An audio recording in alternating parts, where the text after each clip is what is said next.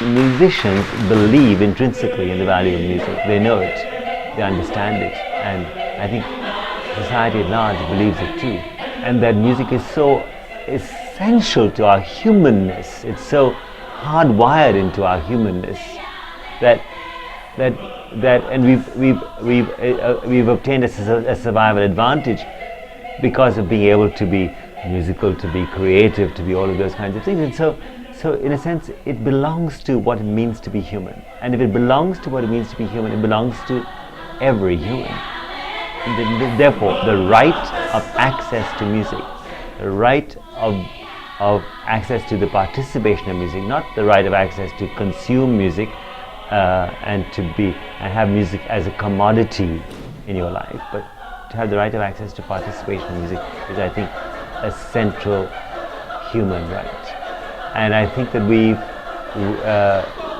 don't really give enough action to this value of believing it. If we believe that music is essential to our humanness, then our humanness does not disappear when we have Alzheimer's disease or dementia, or we're poor, or we're mentally ill.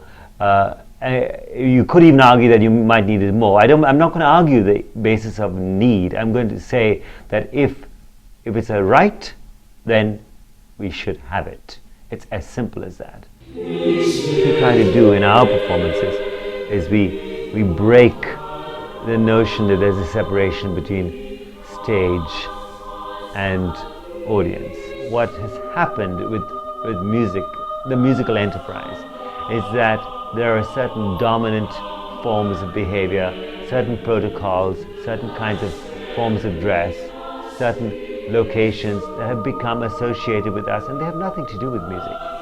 They have nothing to do with the essential act of making music.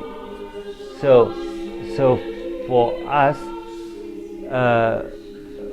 we will make music close to people. We'll make music. It occurred to me the other day. I thought, what is it about concert halls? We've created concert halls so that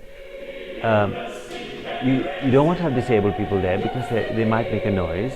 We don't want to have babies in the concert hall because they might cry at the wrong time, whatever that might be.